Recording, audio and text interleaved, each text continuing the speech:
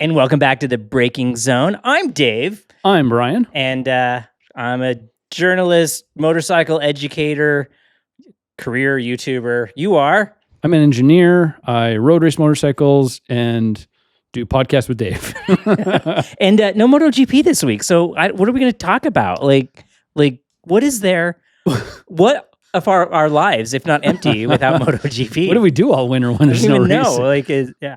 Well, I do want to talk about, we'll spend just a little bit of time about some racing, I think, today. Because we did get feedback that people wanted us to talk about more than just MotoGP.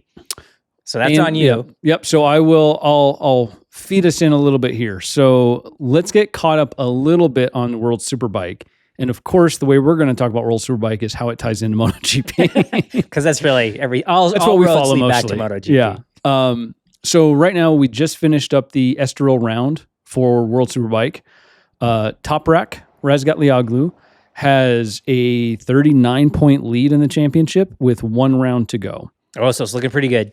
1 round to go. Now, World Superbike does 2 main races and then a sprint race. They call it a Super Pole race. Effectively, it's a sprint race.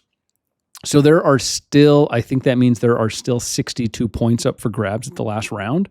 Oh. So mathematically not locked up, but he'd effectively have to crash out of 2 of the 3 races at the last round. Pretty unlikely. Second place is Nicola Bulega on the Ducati. I think what's been interesting this season, I should say, Toprak, who we know is a phenomenal talent, has really shown how much of a talent he is and how really outclassed he is in World Superbike, or how much he's outclassing the rest of the grid, I should say. He is far and away the talent of the field.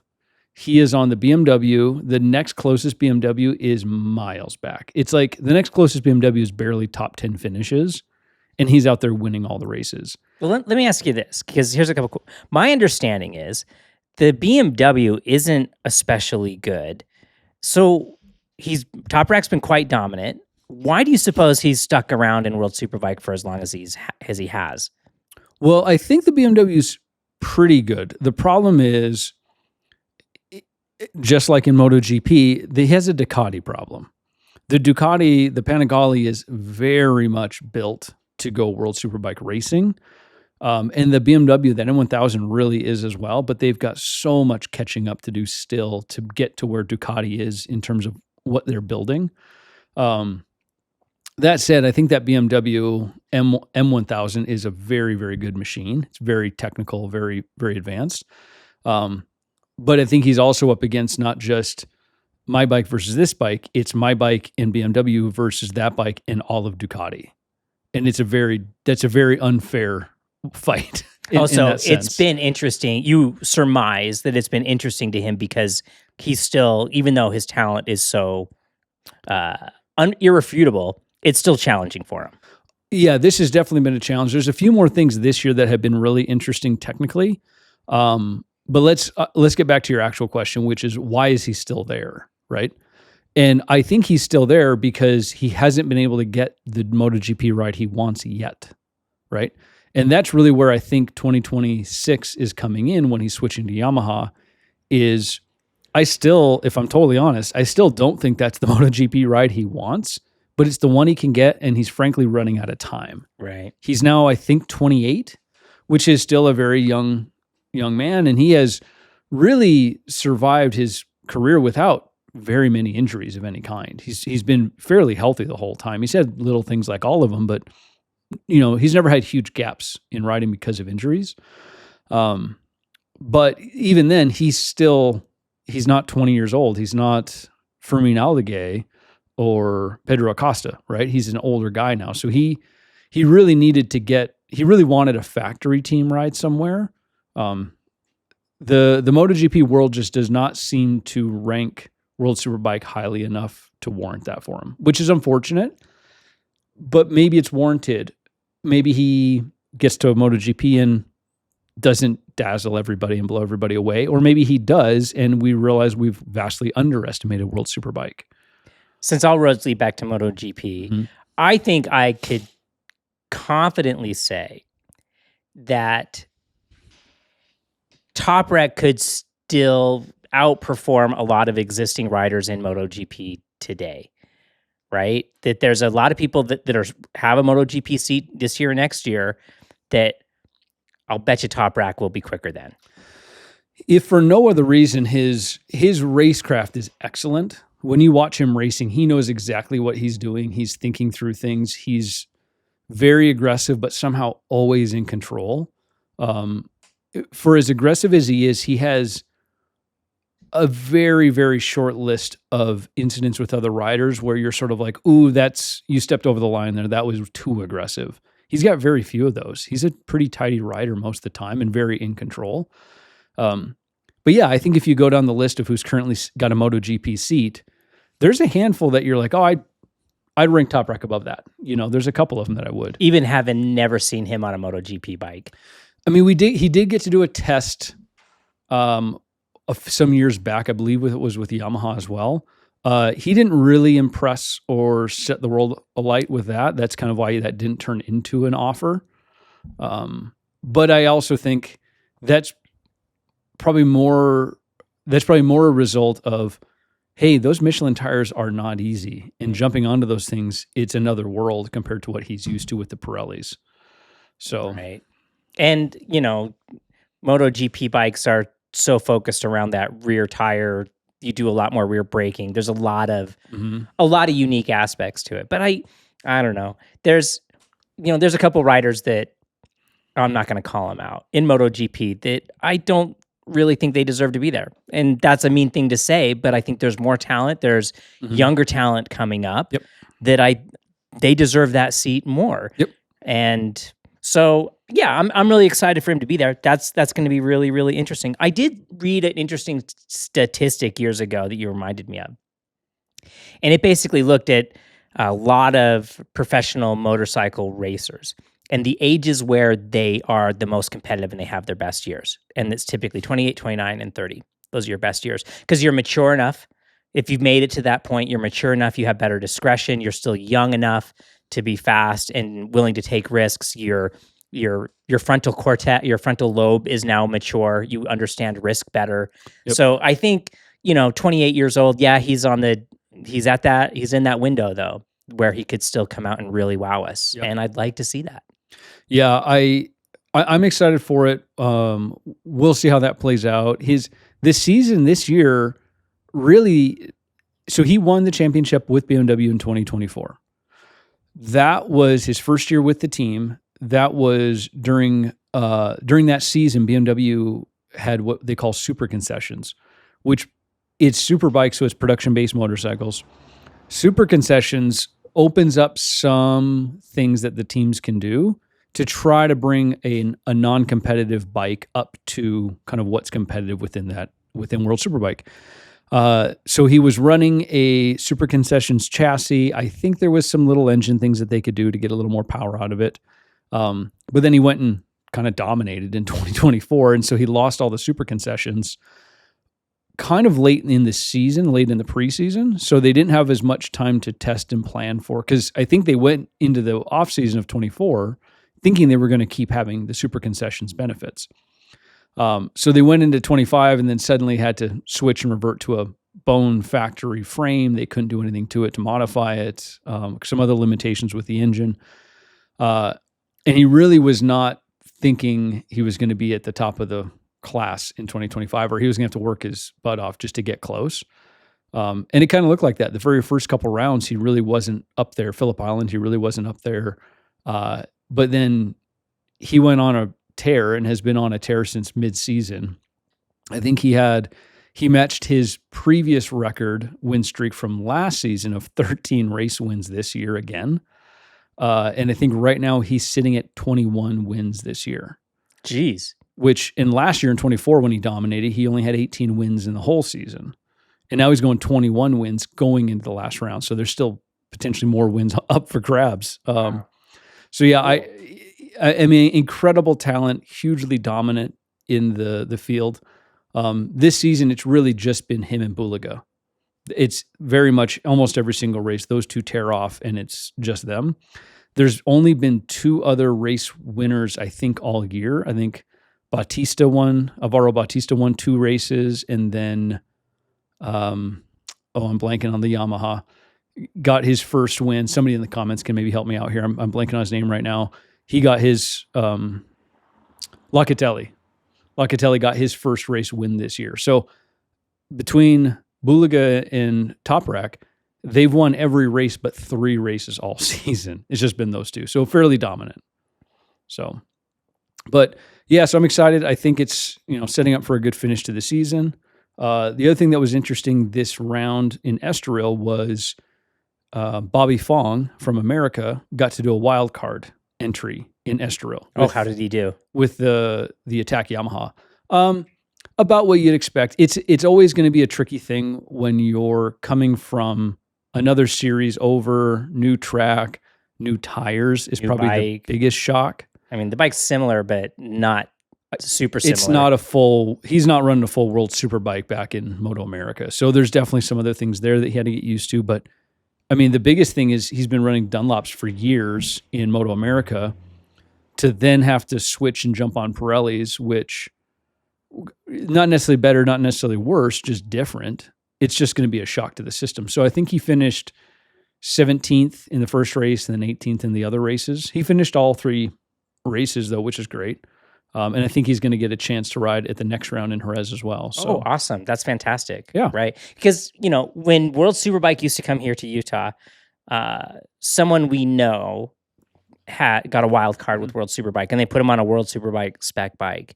And he's like, it's not the same thing. It's not even close to the same bike. It was so much different. So, that's actually really encouraging to go jump on a bike that is more different than probably most people realize, more different than I realized when it was brought to our attention. Right. And right on. Get an American on the world stage. I'm in favor of that. Yeah. We miss having Americans. Yeah. And Attack's a great team. They've been around for a long time. I love their rear sets. No affiliation yet. But no, we both run Attack rear sets. I think they're a phenomenal product. Yeah, they're excellent. Yeah, I'd say they're my favorite. Yeah, right now they're my favorite ones. I really like their rear sets. So I wish them success. Yeah, is I guess what I'm saying. Yeah, so it's cool to see them up there. Cool to see him out there. Trying and doing it. So good for him. Excited to see if it pans out and turns into something for him. So, all right, I have a question for you. Mm-hmm. Since all roads lead to MotoGP this weekend. What are your predictions for Phillip Island? This is one of my favorite races of the year. I just love this facility, a racetrack on the ocean. The fans are amazing down there. It's always a great race, but we have a lot of people out. We lost Marquez, Martin, Maverick. How many other M names are not riding next round? But it's going to shake things up. What are your predictions for next weekend? Man, it is wide open. It may be one of the most unpredictable MotoGP rounds of the year just because Marquez isn't out there.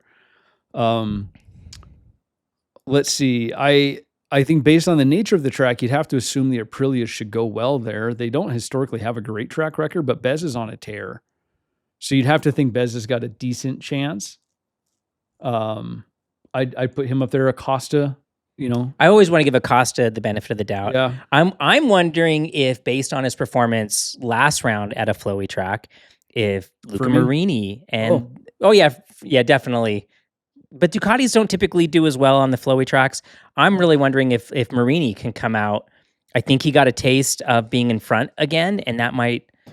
I'd love to see that. Oh, right? Yeah, The Honda's seen. Well, I think I read something, or maybe you told me that. Every new part that the Honda has been putting on the bike this year seems to be an improvement, which never happens, right? Everything they've changed has made the bike better. Yeah. And we're starting to see that the Honda is being competitive again. And fundamentally, from what I understand, from what I've read, the KTM and the Honda are very similar. The KTM was more or less a copy of the Honda in a lot of ways. So maybe Honda's going to push in front and be a little bit more competitive. That'd be fun to see. I'd love to see that. Yeah, it is. It has been interesting to see the Honda progress so quickly this second half of the season. They've got a new technical lead for the team who they kind of cherry picked from one of the Italian groups. And it seems like, at least how it sounds anyway, the Honda engineers were actually building good parts and understanding the feedback and building good solutions. The problem was the way that they were going about testing the solutions to see if they worked or not in real life. That was the problem. Oh, interesting. They seemingly were throwing a lot of things at it, and the riders were confused, and this wasn't doing what they thought it should do or what have you. They've actually gone back and retested a bunch of parts that they'd already kind of nixed and said, nope, throw it away, don't worry about it. No kidding. And a lot of those have wound up on the final package. And it probably speaks to how, we've talked about this plenty of times already, but how much all of these little things interact with each other, right? Everything's connected. There's a great, Kevin Cameron had an article years ago about this, how interconnected all these things are. And it went into talking about trying to solve a chatter problem with a vehicle, with one of the bikes. And they tried all the different things, and it turns out the thing that fixed it was changing the diameter of the front axle. Oh, I remember reading this article. Yeah. Yeah, I totally, and who would have thought that would have, just like with Pecco, who would have thought changing the ride height device would have given him more front end stability? Yeah. Yeah. So it's just kind of speaks to how simple but complicated these little machines are, and how all of these pieces have to talk to each other and work together. And, you can't just put on a new swing arm and go, oh, yep, boom, fix the problem.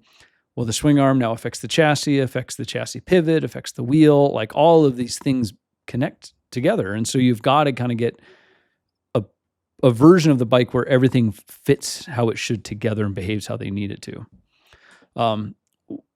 Speaking of the technology of the bikes, one of the things that has been interesting to me is I am seeing more and more of the MotoGP bikes with the little tune mass damper on the rear axle. We're assuming is a tune mass damper on the axle. It'd be weird if it was a film cartridge. If it was a double D battery. Yeah. Yeah, I think we all are very much assuming it's just a little tune mass damper. But initially I remember seeing it this year a lot on Marc Marquez's bike, but I'm seeing it on more Ducatis. I'm now seeing it on Aprilias and Hondas. More and more of these teams are putting them on there. It is so small. I swear that little thing is... It looks like the size of a battery. It really does. It's maybe 4 inches tall, maybe something like that. Not very big. I can't imagine it is making sort of like big first order changes to the behavior. It has to be so subtle, right? Because yeah. if what we know about mass dampers, you just want to think it's a little weight in fluid with some springs on top or bottom. So as the swing arm moves, it's moving opposite to it to just counter the movement of the swing arm and maybe quell some vibration. It's right. And in a nutshell, I think that's what they are. There's even some. If you go Google, you can find some photos of mass dampers from MotoGP bikes in the tail section from crashed bikes. Oh, you can. I need to go look for these. Because I'll find some photos. Maybe we'll throw them in the podcast. We'll throw them up because that would be fantastic. I have never seen. I've looked, but I guess I didn't look hard enough. Yeah, because I always wondered what was inside that. So right now in the edit, we will be putting some photos of mass dampers somewhere. But I'm sure they are sophisticated in the sense of the engineering behind them. But the mechanism itself looks very simple. It really does look like it looks like a little cheap Chinese shock for a moped or something. It's like there's eyelets on the end, there's a spring and a thing in the middle, and that's all it is. It's very sophisticated to tune it. That's the tricky part. But a lot of them are mounted in the tail section. On an angle. Yeah, they're in line front to rear with the wheels, but they're up at an angle typically. And I think it's to help damp out the vibration coming into the subframe. Do you remember... like, especially back in World Superbike in the early 2000s and MotoGP into the maybe 2008, 2010, when they were coming into braking zones, you would see that tail section just bouncing violently. I always assumed that's what they were trying to solve, right? That harmonic, like what is that doing to the, because you'd see the whole bike just shaking. And and it could be some of that. I mean, who knows? This is the stuff that we can always just speculate and make stuff up, but until one of the engineers wants to come forward and just explain it, it's all speculation. Or they make it illegal, and then they'll talk about it. Yeah. But it's funny because they've gone in such a different direction now. Now you see the tail sections on the bikes. Do you remember when? And we're going to put up a side by side photo here of the first 800 RC2 212. I think they called it V. So I think it was a 211 was the first year. Well, that was the 990. Then I think they called it a 212. Oh, the 212 was went to 800. Okay, I think that's right. I'm tracking. Yeah, yeah. The first one that they put Nicky Hayden on and Pedrosa on, and the tail section, there basically wasn't one. Like it was so small. I remember them running the rear number plate on the mudguard. Yeah. Because the tail was so tiny, you couldn't fit a number on it. It looked fantastic. It actually looked really good. It looked really cool. Yeah. But they were, because Honda, and that was the era when Honda was hyper focused on this mass centralization idea. Because the idea, and it's true, the idea was it made the bike more nimble, more flickable, kind of side to side. They really were building it for a 5'1" Danny Pedrosa to be able to ride it the way he needs to ride. But it basically made the bike hugely difficult to ride for anybody else because you could barely get weight to transfer. It was very difficult to ride without any kind of weight anywhere else.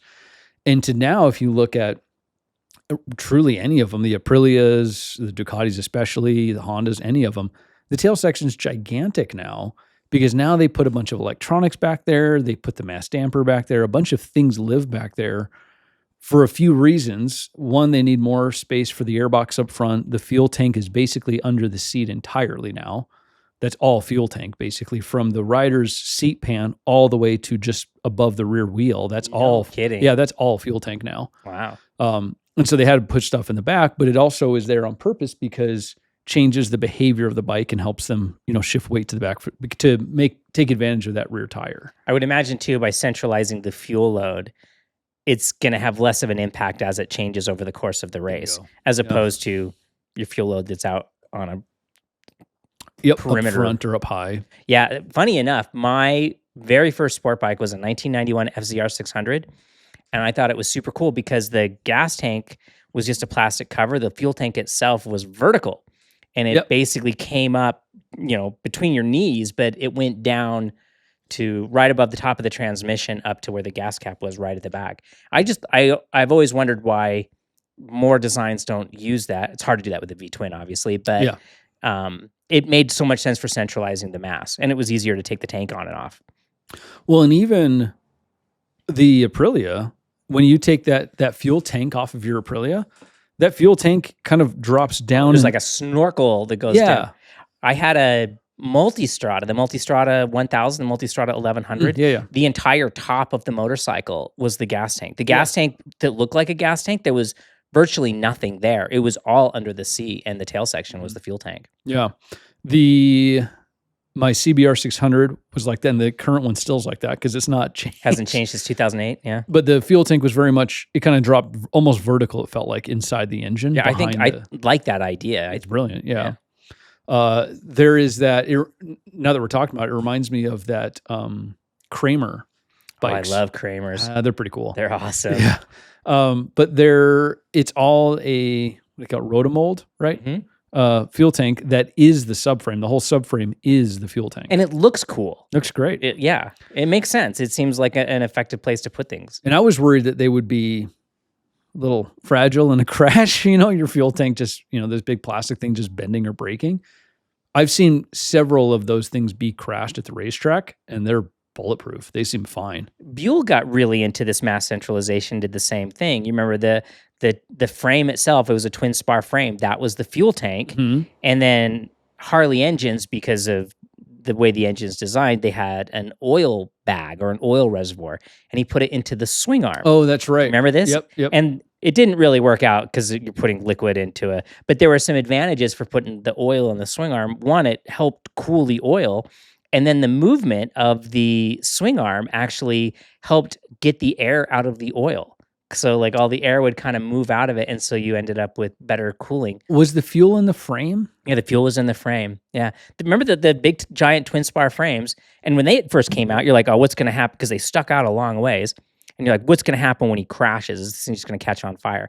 And we saw a lot of them crash. They're fine. And yeah, I'm sure some of them did somewhere along the way, but it wasn't really, I think more R6s have caught fire and burned to the ground. From grinding through the fuel tank? From grinding through the fuel tank than the Buells ever did. Yeah.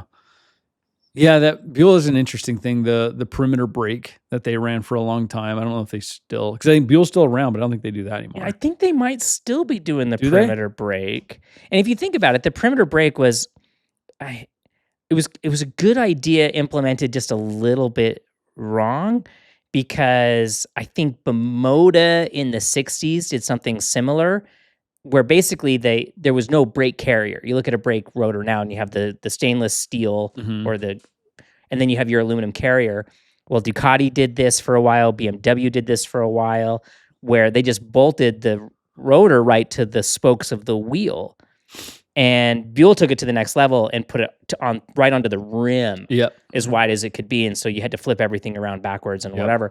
By putting it that far out, from what I understand, they overheated. They didn't get enough airflow by being tucked into the like the perimeter of the rim itself like that. I didn't know that. So from what I understand. Interesting story nonetheless. Things you don't anticipate, right? Think, I'm going to make it bigger. It's going to be a big heat sink. More surface area because it's massive. I can run one rotor instead of two, right? All these advantages, and you're like, oh, well, it doesn't get hardly any air there, so they just roasted. It's too bad because some of these really unique ideas, I love that someone's trying them. I love that someone's willing to just be the cowboy and go out there and see if it works. But a lot of times they just kind of die off with that person because it isn't the norm. And as much as we don't want to think it is, motorcyclists and especially motorcycle designers are very conservative people. We're very slow to adopt or change to some new thing. Funny enough, that's the topic of the next video that's coming out, is going to go pretty deep into how I think our insistence on traditionalism is fundamentally hurting the sport. There's a lot of it. There's a lot of great examples of this. So Buell has all kinds of these little engineering ideas that, if he's the first one to do the thing, that doesn't mean that his first attempt at it is the final best solution, best version of it, I should say. But I love that he was trying to do these new things and trying to invent something different. Some of these guys we see, with these novel ideas. One of them that I always remember, we're talking 10, 15 years ago now, was Motoczysz. Do you remember that bike? Oh, totally remember Motoczysz. It was really Our pretty. friend who got the wild card ride for MotoGP, he spent a lot of time on a Motoczysz. So we got to get up and close and personal to them. Not too personal, but I've touched one. Yeah. I've seen the bike in person a couple times at the track, years ago. I met Sis, the guy. Unfortunately, he's passed away now, but didn't he get cancer? I think it was cancer. Same thing with we lost Britain and Motoczysz to cancer. I think they were both skin cancer too, ironically. We're sunscreen people. Yeah, I guess so. Like, that's two really great talents, two really great engineers. Yeah, so it had a whole bunch. We could probably do a whole podcast talking about that, just that bike alone. But the one idea on the bike that always stands out to me that I just can't believe nobody ever picked up was the way they did the front fork. Do you remember this thing? Because the one thing about that bike that stuck out to me, apparently so much so that I forgot about the front fork, was that the engine spun two different directions to counteract it was an interesting one because it was kind of a V4 if I remember right, but the two cylinders were they on two separate cranks? I thought it was an inline four where it was two separate cranks on an inline four. And one rotated to the left and the other one rotated to the right, or whatever. Dave and I need to go do some research. We're going to come back to you on some of these are like things. I haven't thought about it in 15 years, right? Well, like the thing that I'm reminded of, let me talk about the fork. Yeah, I want to hear about the fork. I can talk about the fork well enough, I think. Better than I could talk about the cross spin. What was interesting was if you looked at it at a glance, you wouldn't realize it wasn't just a telescopic fork, except it was a standard telescopic fork, not an inverted one, which is now the normal for us. Now we're used to seeing the stanchions, the thicker part on the top of the fork, and not the slider on the bottom. Yeah, no, the slider on the top. The tube. His were old school, looked like they were inverted the other way around. The difference was those telescopic tubes. There was no spring or fork inside of them, there was no spring or damping inside of them. The actual upper part was, I believe it was even like hexagon, and it had roller bearings on it. I do you remember this? Remember and it allowed the sliders to have like zero friction. Yeah. They could glide up and down easy. And then it worked through a linkage system through a shock that was mounted on elsewhere on the bike through like a linkage system, kind of like how the Britain did its rear shock. Right. If you remember, if you go find a photo of the old Britain, the rear shock was actually mounted forward underneath the engine, and it was through a linkage system that it actually engaged the rear spring to suspend the rear of the bike. Buell did a similar thing on their shock for a while too. Well, they were doing something kind of like that on the front end, almost sort of like how a telelever works, where there's a shock that actually does the actuation part. Anyway, what was interesting was the reason why they did it. So when they went to this idea and they turned the forks not into fluid-filled, spring-filled forks, they were allowed to play with the shape of the fork an awful lot. So the forks looked almost like, if you looked at them from the side, they didn't look different, but they were almost like blades, which allowed for a lot of stiffness longitudinally, so braking force. Oh, and still compliance. And tons of flex side when to you're on the side. side. The other thing that they had was the bottom where the front axle mounted. There was an insert, and they could adjust the axle placement. So they could change the the trail on the without affecting anything else. Genius is that? It doesn't even end there. The coolest thing of this, all of this stuff is cool. One of my favorite things was the way the triple clamp system worked. So lower triple clamp, my memory was, it looked like a normal lower triple clamp. The part for the steering stem and then holding the fork legs on either side. The upper one was interesting in that, and we will find a diagram or you can Google it yourselves. The outer parts were held onto the triple clamp, but the inner part where the stem would normally go through and be affixed kind of solid, it had elastomers on either side. And so it couldn't, forward and back, there was no elastomer. Basically, it was rigid forward and back, but left to right, it had elastomer. So now think about your fork. So this is the front of the bike. These are the fork legs. As you're leaned over, if the upper triple clamp is not held rigid to the steering stem, then if this chassis and the steering stem is rigid, the forks could tilt slightly. Oh, right. Left to right. Okay. So now when the bike is leaned over, as it goes over a bump, not only do I have the flex of these blade-like forks to help absorb and track the ground, the whole triple clamp has a little bit of flex in it. So it could, in theory, move over and down into undulations. It kind of acted like suspension for when the bike is not vertical. When it's leaned over, it acted like suspension. All of these things I thought were brilliant. The thing about the fork that almost bothers me, to this day almost bothers me, is you could have taken that fork and bolted it on anything. At least the triple clamp, right? In principle, that triple clamp, you could have bolted on anything.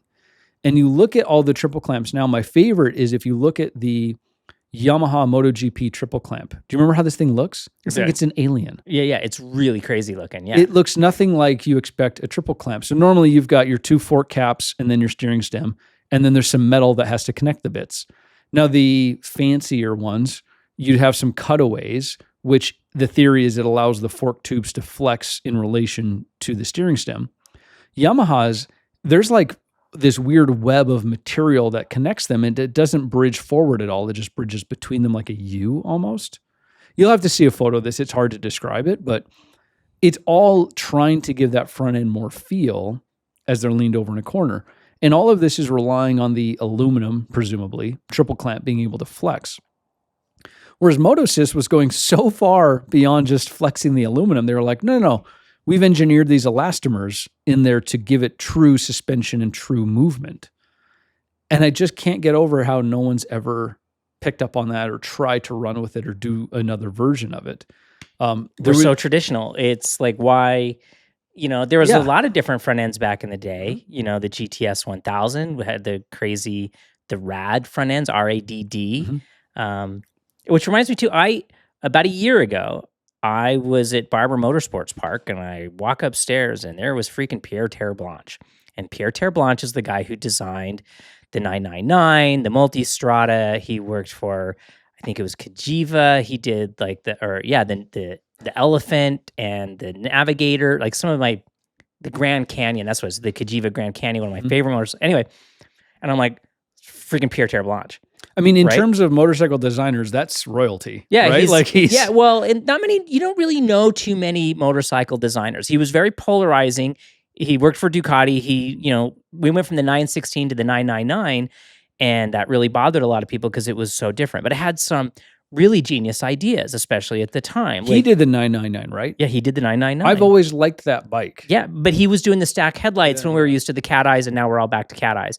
But he, like the rear swing arm, when you typically on a normal swing arm's at an angle, right? You adjust your chain length, you're changing your ride height. And so again, everything's connected. So something as benign as changing your gearing for a racetrack could change your geometry to whatever. And he's like, no, we'll just make it horizontal. Anyway. The dropouts, the axle dropouts. Yeah, the axle were level with the ground. The swing arm had this weird shape to it so that it could be level. So you didn't change your ride height when you changed your gearing. So I'm there hanging out with him, or I see him and I just walk up to him and I'm like, hey, I owned one of the first Multistradas. I loved it. I know some of your designs are, I think they're fantastic. I think and just kind of like gushed on him for a minute. And he goes, oh, well here, let me show you something that I'm working on. And so he takes me around and he has this like mock-up of a motorcycle that still looks very much like a 999. I will put a photo of it. I have photos of this thing. He let me take pictures of it. And it's this weird looking thing and it has this like tube going from the front to the back. And he goes, what do you suppose that is? Ironically, a week earlier, you were talking to me about a thing called Meredith effect. So he shows me, so Meredith effect is, and you explain what Meredith effect is, and I'll go on with the story. Oh, on the fly. Okay, let me try to remember really quick. If I butcher this a little, just realize I don't have Google in front of me like you do. So the Meredith effect basically is, it was used on the P-51 Mustangs as air basically passed through the coolant system. It heats up the air very quickly, like the radiator system, and it creates sort of a thrust effect. So much so that the P-51 relied on this thrust effect from the Meredith effect, the thrust from it, to actually help propel the aircraft forward. So that was probably the most famous use case of the Meredith effect, is the P-51 Mustang, but it applies everywhere. It actually happens all the time. We just don't ever talk about it. Right. And you brought it up to me because you had read an article that Aprilia was playing with it for their next version of the MotoGP bikes. They were very open that they were playing with the idea of Meredith effect. There's even, I think Cycle World had an article where they had some of the schematic drawings of what Aprilia was playing with. So like Meredith effect is fresh in my mind. And he goes, what do you suppose that is? And I go, Meredith effect. And his eyes got really big. And he's like, yes. And he started showing me all the crazy things that he was doing on this motorcycle. And a lot of them are really clever. The position of the fuel tank, the traditional fuel tank, was adjustable. The seat was all movable and adjustable. The rear sets were movable and adjustable. And he was saying, he's a bicycle guy. You and I are both bicycle guys. And he goes, I go buy a bicycle guy for my size. And I adjust the seat and the handlebars to my position. He goes, why don't motorcycles do this? And so it was all kind of baked into it. But then to the front end, it had kind of this, not a traditional front end. It looked similar to a bicycle fork. And he's like, he was talking about it. And I was like, all right, so what's going on here? And he goes, telelever, this is what he says, telelever has a lot of great advantages, except it's not good for the trail to get longer when you go to the brakes. Motorcyclists want the trail to decrease because that's a function of feel and how the motorcycle wants to change direction. So he devised this crazy cool, non-traditional front end that has all the advantages of telelever, right, by separating steering inputs and suspension inputs, but still dives under braking to the point where it reduces. It was just this like fantastic conversation with him showing me all of these crazy ideas that Barber is basically put him on, make stuff for us, right? Like, here's your like own little design studio. You can sit here and you can design whatever you want, and we're going to subsidize your design thing. And it was an amazing conversation. Huh. And to the video I'm making next week, he brought up, he said, you know, tradition is killing this sport. He goes, look at who's buying motorcycles right now. He goes, it's old farts. It's like you and me. And, you know, we wanted the motorcycle that we couldn't have when we were a kid. And that's like this whole rash of retro things. Because like the Dax that's sitting right behind us, which I was super excited about. Yeah. You know, because it was a bike I wanted as a kid. This one's for you. Yeah. But he basically said too, we're completely ignoring the future of the sport by being so obsessed with the bike I had as a kid that we're and he's very forward thinking. A lot of his ideas are very controversial. Not all of them worked, but I think to the point, it was such an exciting conversation because to have someone who's so willing to step out of the box. And then he made another point. He's like, all these ideas that you think that I thought I came up with them. And he goes, I'll be going through some like historic motorcycle book and some guy came up with this in the 30s. Yeah. And I'm just, we just circled back to the same way to try to solve the same problem. Very cool conversation. What is it? History never repeats, but it rhymes. It rhymes. Yeah. Because he was talking about the perimeter brake thing because he put it on his 999. It was on the Multistrada. And, he goes, oh, I thought I invented that. I thought I was so clever. And then I'm going through some old book from the 30s and someone else was doing the same thing, And he's like, yeah. I remember when the 999 came out, it was not... And it is not. I don't think anybody would say, oh, it is aesthetically a prettier bike than the 916. I think the stacked headlights, the more vertical look, partially because the 916 was so classically pretty, very shapely, like the curves of it were very, very nice. I loved the 999 because it seems so purposeful in the way things were designed and put together on it. It looked so fast. It looked so serious to me because it was, when it came out was, do you remember what year it came out? I don't know off the top of my head. The 999? I'm going to say 98-ish. Oh, it's right around that time frame. Somewhere like late 90s, right? Yeah. That was about the time when I was really starting to follow racing and follow World Superbike. And I remember Bayless on it. And I remember the white stripe with the parts unlimited, but then also the Marlboro stripe is what that's called. But then also the FIFA. I feel like there was a bunch of different. Oh yeah, the sneaker company, Fila, the sneaker company. Yeah.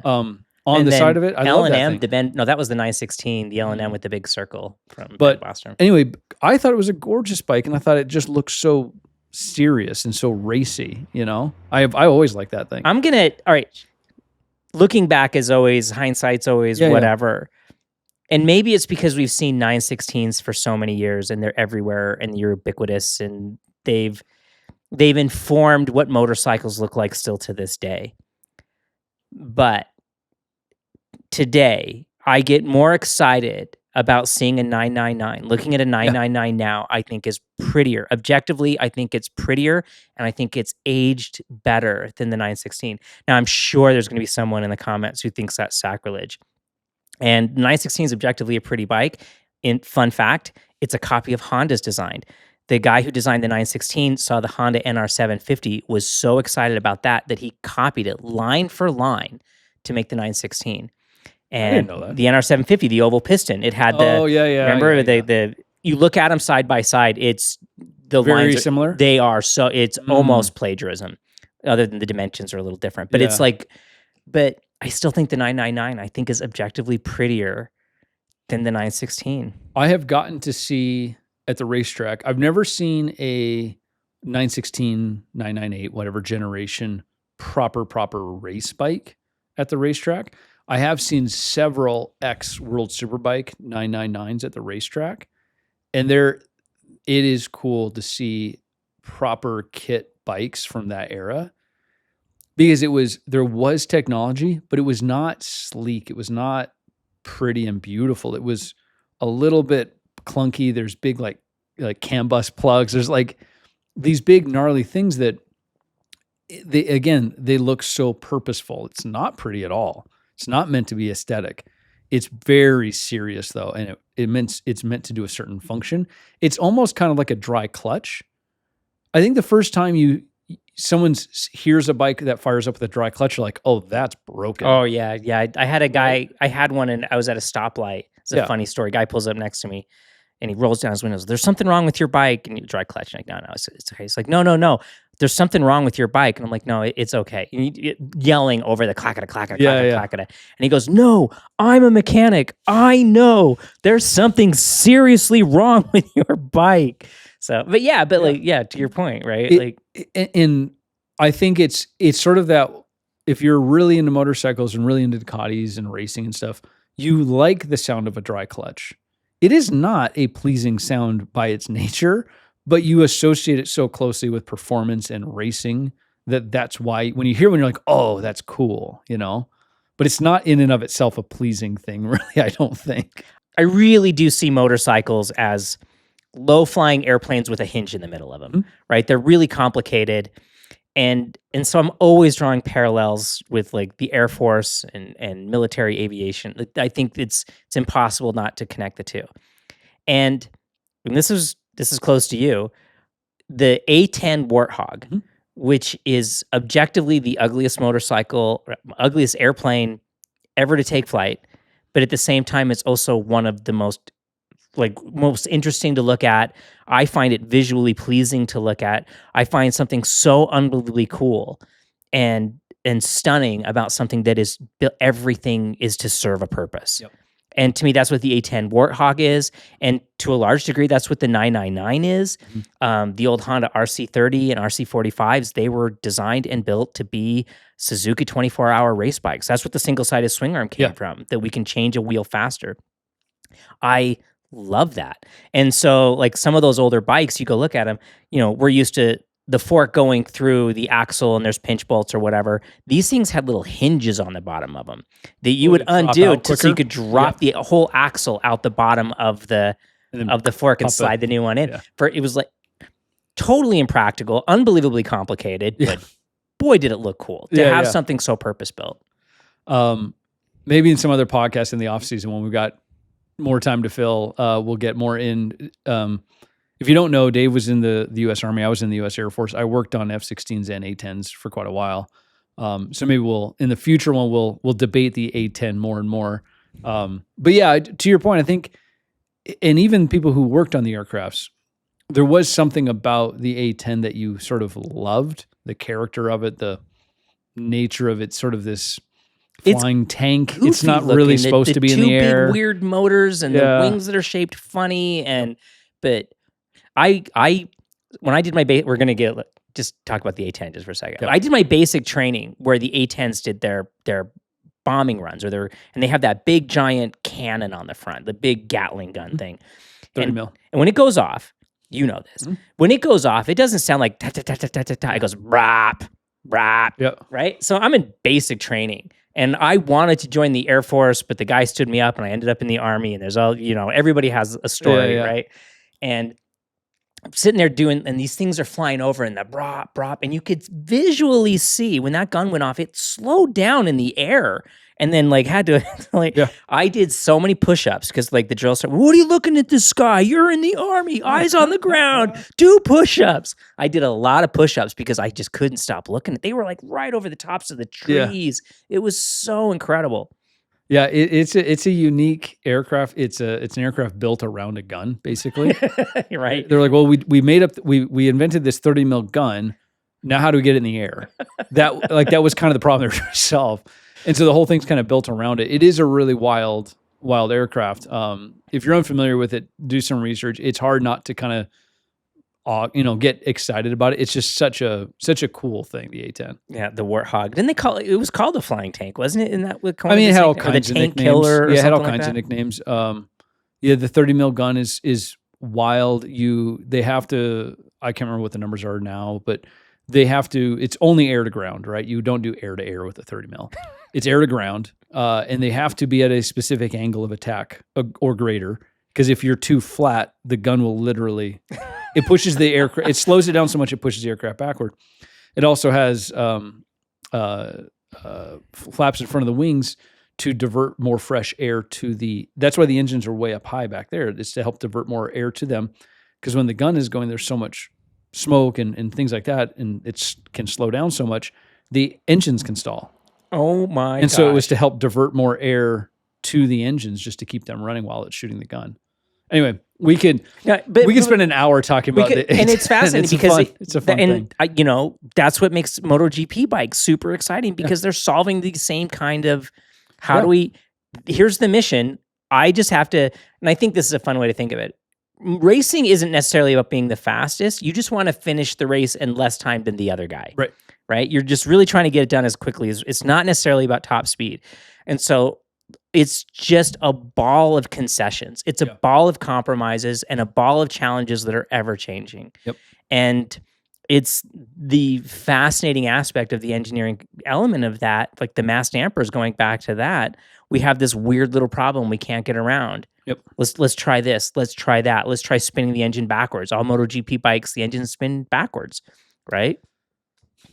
Let's take a second. I do want to talk a little bit about a new bike.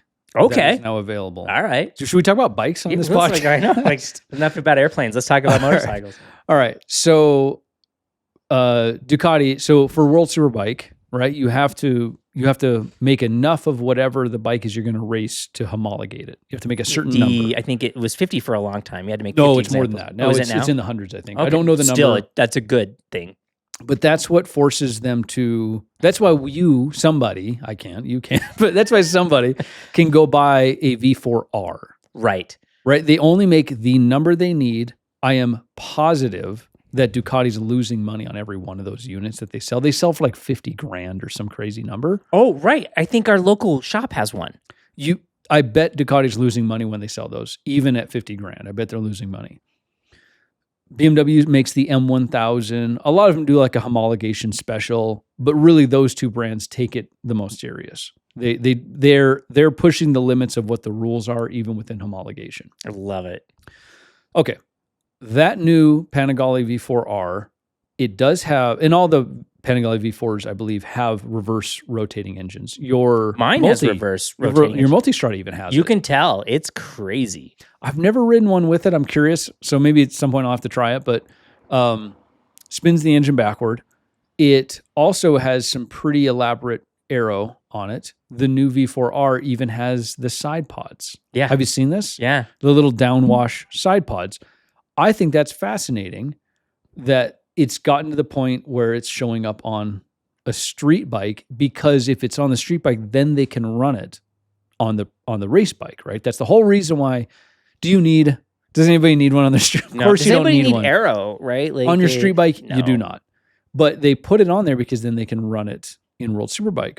And these little downwash devices are really clever because they're basically doing two things. There is a ground effects behavior that happens. So if you don't know what I'm talking about, go look up the Panigale V4R. Or I'll put a graphic. Yeah. We're making Dave do lots of edits. I know. This is going to be this is going to be a slower edit this time. Out of artwork. But these little downwash things, if you think about the front of the motorcycle, at the very low end of the bodywork, almost to the bottom of the belly pan, there's these almost look like they're stuck on, but they kind of like, they're tubes on the outside that kind of taper down and back, and they're not very long. But effectively, they funnel air in and then push it down on the aircraft. Now, when you're on the aircraft, on the it is now an aircraft. Yeah, they are like it's an aerocraft. Yeah, they're airplanes without wings on the motorcycle. Now, when you're going in a straight line, these aren't really doing you any good. If anything, you could argue that they're probably making a bit of lift actually on the front of the bike. But really, what they're meant for is as you lean the bike over. Now, as air's funneling almost like ground level air into these things, if the bike's at kind of max lean, the outer edge of these tubes are nearly at ground level, but they kind of scallop inward, which creates a bit of ground effect, like a diffuser would at the bottom of a car, kind of sucking the motorcycle body like down to the asphalt. But then it also is taking air that would normally get underneath the bodywork on that side and funneling it out and underneath on the outside of the bike effectively, which again helps create kind of you're making a low pressure on the bottom, which then makes the high pressure on the top push it down and into the ground. But it's fascinating that Ducati was like, of all of the aero tricks that we can do, this is the one that we want to put on the World Superbike if we can get away with it. So they figured out how to make a version that they can sell, so now they can run it. Interesting. I think it's fascinating. It is. Yeah. You know, our friend Greg, who works for Aprilia Piaggio, we've talked about this on the podcast too, that everybody wants a bike to look like a MotoGP bike. I do. Yeah, sure. You know, like absolutely. I'm absolutely excited when that. And he talks about how trying to implement, he designed the brand new Aprilia in Tuono that just came out this year. And we saw one. Oh, they look great. I think they look fantastic. Yeah. Greg, you did a beautiful job. Well, and as a slight sidetrack, we saw the new style, the 25 or whatever version. I think it's 25. Yeah. At the track just this last track day. I think it's a much nicer look than the one with the wings with the slats built into the wings. I think it looks really nice. I think it looks great. Yeah, I really like it. It's a good looking motorcycle. And I think it's a little bit more practical for street use. Yeah. To be honest with you. The other one that did a really great job with the wings is the RS660. I think those are their wings. Yep, but they're kind of built into the body. Oh, they look, again, good job, Greg. I think they just look fantastic. And he talks about trying to deal with the aero forces of trying to put a thing on a street bike that looks like a thing put on a race bike to do a very specific thing that you don't necessarily want it to do on a street bike, and the challenges that entails. And it seems like Ducati's not even trying anymore. They're like, nope, we're just going to give you our full aero package. That bike is cool. There is one at our local Ducati dealership here in town at Eurosports Utah. They have one on the floor. There's like heat sinks on the rotors, like these little teeth that come off on the rotor. I've seen these. It's on the Brembos, yeah, and bigger brake. Like it's a unbelievable. I don't know. Like, wish I had that kind of money, but like, it's pretty. It is stunning to look at. I mean, some dentist will bring it out to the track day. I hope so, that we can look at it. Yeah. Yeah, I was lucky. They let me go into the back room. I don't know if I'm supposed to say that, but they let me go into the back room and look at it while they're putting it together. That's cool. And it was really, cool. You're like, oh my, it was a gobsmacker. It's really pretty. Yeah, it is always fun when you do get to see some of these, because occasionally you get to see something pretty special get brought out to the racetrack. And I can remember, gosh, I bet it was 8 years ago now or longer, but I remember a guy brought out one of those Desmo Sedishis. Oh, yeah. Right? Yeah. Out to the racetrack. Good, yeah. We just all rode around behind him so we could listen to it. I was going to say, I can remember doing at least a half a lap or a full lap behind him. He was not fast. He was, again, like... Well, he may have been fast, but he wasn't fast on that. Yeah, he was taking her easy. I would have too. I would have been going even slower probably on that thing. But I remember staying behind him because he had even done I think there's like a track. They came with two exhaust systems. Yeah, that's what it is. Put the race exhaust system. And so the exhaust would come up through the tail. Yeah, really. And so it's like almost eye level when you're on a motorcycle. You could feel it hitting the face of your helmet. Yeah. So anyway, I rode around behind him just long enough to go down the front straight behind him once, just because I had to hear it, Anyway, it was a pretty special bike. Yeah, really. There was a Briton that came out a couple years ago. Do you remember this? I must have missed. I've never seen one in person. He came out to ARMA, the Historic Motorcycle Road Racing Association. Came out on a Briton, and I'm still a little upset about this. He crashed it. Did he really? Freaking crashed it. And he's like, oh, okay, no, and like I'll put it back. And you're like, oh my! But part of you is like, oh, I love that it's being ridden. It's being ridden. Yeah, I right. love that. Like when I went to Barber, and it was really cool to go to Barber. I got to go into the back room and I got to go see stuff they were working on in the basement, stuff like that. They have examples of every motorcycle, and part of you is looking at them. What a horrible fate for a motorcycle that your existence is to sit on a shelf. But at the same time, it's also really cool to be able to see an example of pretty much everything. They had bikes there that I never thought were special, like a TLR, right? Or an S-Rad Suzuki, or like these bikes that, I grew up with that I never thought were special or unique. Yeah, like an FZ1, right? Like how many FZ1s are there in the world? There's probably literally a million of the things, and they have like a 0 mile one up on the shelf. Yep. And it was, but you still just kind of feel bad. What a fate. I'm so sorry, that motorcycle. You didn't deserve to live your life on a shelf. So to see a Briton actually turning laps. Yeah. Even if he did crash it. Well, and if you're not familiar, ARMA is I'm going to butcher this, American Heritage? Motorcycle Road Racing Association? No, ARMA. ARMA. Oh, yeah. Yeah, I think anyway, it is basically classic motorcycles racing. That's the premise of the series anyway. Now there's some more modern classes too, but the gist of it is if you're into racing vintage bikes, this is where you go. And it's funny because I don't feel old enough, but like, I think our Aprilias, I think, can qualify for one of the... Yeah, in some of the more modern classes, we can... You're like, wow, that seems like a new motorcycle to me.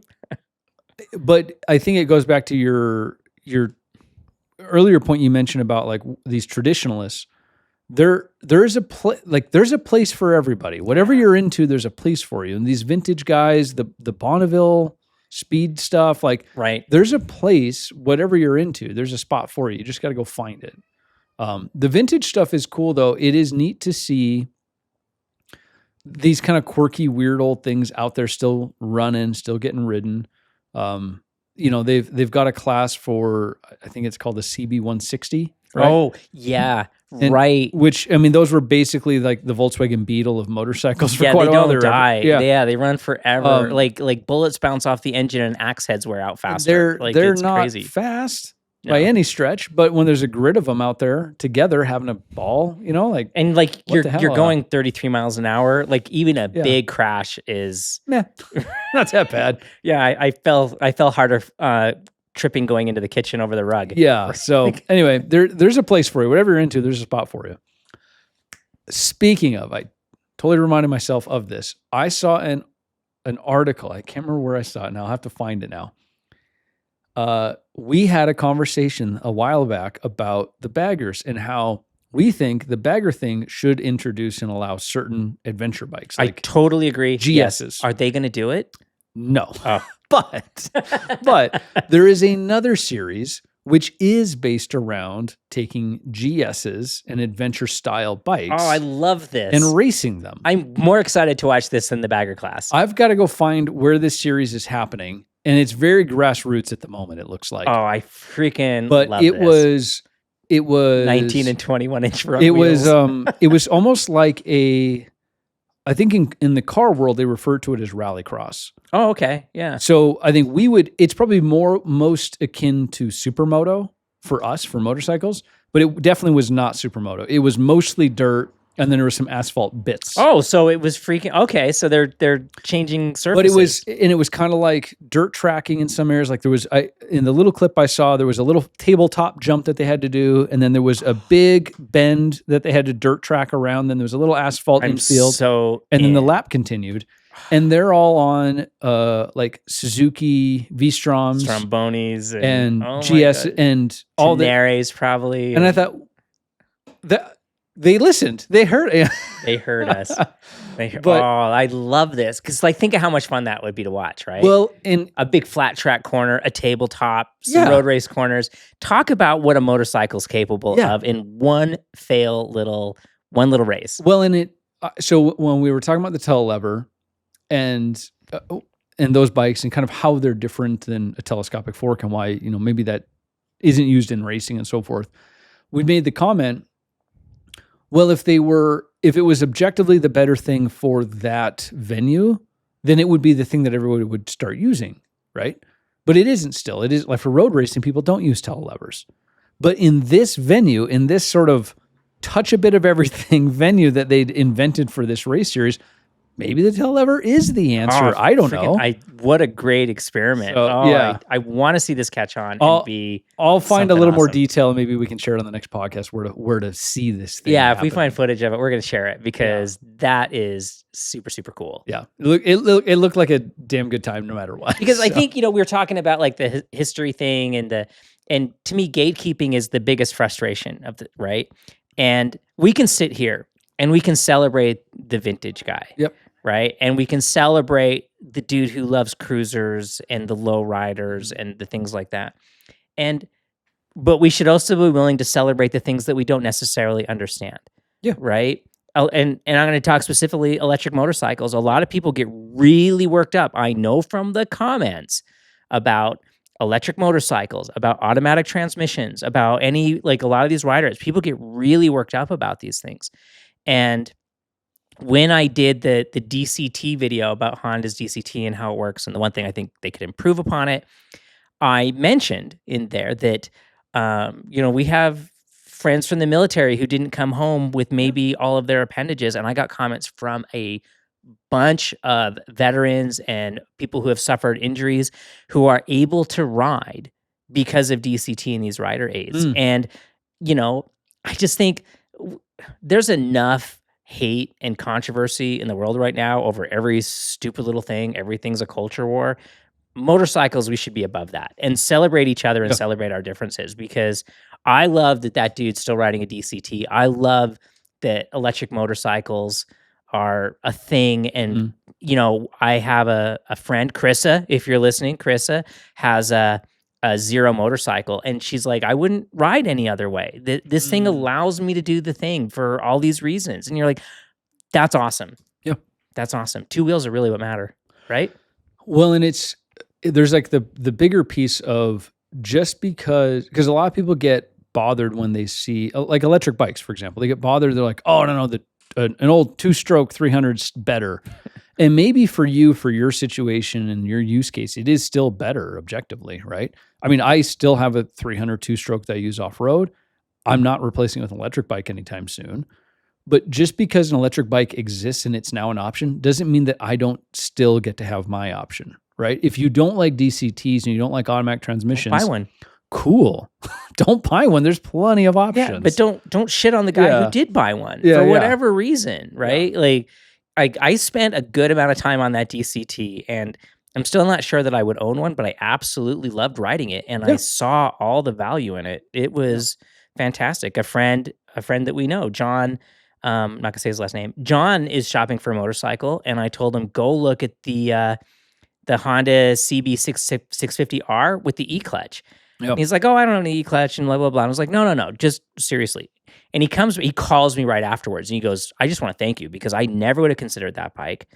And he just started gushing on all the things he loved about E-clutch and how, you know, he goes, it's better than any quick shifter I've ever ridden in. I'm like, that's what I said. Like it's not an aid that takes away from the experience. It's an aid that adds to the experience for a lot of people. And what's wrong with that? Yeah. Maybe if Honda had marketed it differently, right? Maybe had they put that on the CBR and said and called it something different, like maybe it's like seamless shift or some. Give it a fancy. They could have called it like seamless transmission. Sure, I mean, because it's not truly the same thing as the seamless, but that's the marketing kit. Had they given it a more that racy kind of name? Something it's like, oh, I kind of want an E. Yeah, because I'm going to say this. There's only two kinds of people in the world. There's people who want E-clutch and people who don't know that they want E-clutch. It is that good. If it was a kit, I could put like the crazy front end you were talking about with the Motoczysz. If there was a kit that you could put E-clutch on any motorcycle, I would put it on everything in my garage. Well, because you don't give up anything with it. You still have a clutch. And it does. And this is the other factor that I don't even know if I fully explained it really well in my video, is that it'll do half clutch shifts. I mean, think about it. When you're blip shifting and stuff like that with a traditional, you do a lot of half clutchy things, right? The E-clutch does all those half clutchy things for you automatically and better than you can. Oh yeah. So like what I loved about it were think about you're riding on the street or whatever, and you go to pass a car and you're like, oh crap, I'm in too high of a gear, right? And so you got to go, you know? And with this thing, with the E-clutch, you just like push down on the lever and it did the most perfect, like low RPM, wide open throttle, high load downshift that you can imagine. It was perfect. And you're like, holy crap, a quick shifter can't do that, you know? So let's add one quick, on this podcast, let's add one little tech tip or riding tip. Okay, let's do it. All right. So you mentioned the idea of a half clutch. Okay. Half clutching. My guess is some of our listeners don't know what the heck you're talking about. So I want you to describe it, then I'll explain how I think about it. Okay, let's take it from two different perspectives. When most people take a basic rider course, right, you're taught to squeeze the clutch all the way in and then release the clutch all the way out. But if you think about when you're releasing your clutch, when you're learning how to start riding, the friction zone doesn't really start grabbing until almost nearly the very end, right? And so you start thinking, well, is it really necessary that I have to squeeze the thing all the way in? And then you start just clutching with two fingers where you're only squeezing it halfway in. And then you start to key in on all the advantages of going into this half clutch phase where you're separating the clutch plates enough to affect a transmission or to manage wheel spin or wheel grip to a certain extent. So you think about off-road riding, you go half clutch constantly to kind of manage grip and manage things. But on a traditional transmission motorcycle without a quick shifter, I still, in most cases, and I'm really curious what you have to say, I can still half clutch a better blip shift than most quick shifters. especially on a downshift phase, because I can control it so precisely with just this little feather with 2 fingers on the clutch lever. You can affect these unbelievably smooth downshifts that a quick shifter can't do. Quick shifters totally can't do it, but the e-clutch could. Yep. But yeah, so that's, I don't know if I explained that well enough because I kind of blew through that. What are your thoughts on the half clutch? For track, right? So let's take dirt bikes out for a second, because the way you abuse a clutch on a dirt bike is It's a little totally different. different. Yeah, right. You abuse that poor thing. Let's just talk about street bikes for a second. So on the track, what you're saying for a half clutch, that's what I would do on a downshift if I don't have an auto blipper. Right. Right. And now the auto That's blipper, where most of us use it. Yeah. Now the auto blipper means I can do clutchless downshifts. I don't have to touch the clutch at all. I just click the lever. The ride-by-wire understands what's happening. It automatically blips the revs for me, and I never touch the clutch, and it just knocks a downshift buttery smooth for me. The Aprilia does a brilliant job. It's one of the best auto blippers I've ever It's ridden. probably the best auto blipper I've ever used, and I've used a bunch. Now, let's say you don't have an auto blipper, and I'm sorry. You should go get one because they're amazing. They are if you can get one. so much fun. But anyway, if you don't have one, what we're talking about here is how do you get through a downshift quickly without disrupting the bike? Now, when we talk about if I go from third to second gear, right? If I'm going to go the same road speed, second gear is going to have a higher RPM than third gear would have if I'm going the same road speed. So what we're doing when we do the downshift, where we pull in the clutch, click the lever, and blip the throttle before we let the clutch back out. Roll up maybe like, I don't know, quarter of a turn, 16th of a turn, maybe. It's so quick. I don't even realize. Yeah, just enough, and you do it while, like, as you're bringing the clutch in. They happen simultaneously. Yeah, all these steps are happening like together almost. It feels in like. less than a second, and that takes a lot of practice to get this really, really smooth. But the whole idea with blipping the throttle is you're trying to get the revs up to where they need to match for the new lower gear you're going into for the road speed you're at. If you don't do that, if you just do the shift and let the clutch out, then all of a sudden when the clutch comes out, the rear is still spinning. The engine has to suddenly catch up on the RPMs, and you'll either get like a engine suddenly has to spike up, or the rear will lock slightly and hops and stuff on the way on braking because the engine has to get spun up quickly enough. So a slipper clutch will help this a little because it allows the clutch plates to separate automatically. But when we're talking about half clutching, the idea here is can I get that whole downshift process done faster? So let's talk through an example. If I'm in third gear, let's say I'm at 11,000 RPM in third gear, and I'm going to downshift down to second. It's going to need to go from 11 to let's call it 14, something like that, 13 maybe. We're street riders. We should maybe bring it down to maybe like 6 to 8. Let's come back down. Yeah. But regardless, it's going to have to go up in RPMs. So anything I can do to make this whole shift process quicker, the RPMs are going to drop less. If I take 2 seconds to do a downshift, they're basically going to drop down to idle, right? And then they have to come back up again. They have to come all the way back up. Yeah. So if I can do anything that speeds up the downshift process, then I don't have to make up as many revs again. They kind of didn't drop as far. So what I think about when I'm doing a downshift clutch, I'm doing it with 2 fingers, sometimes 1, but typically the clutch lever with 2.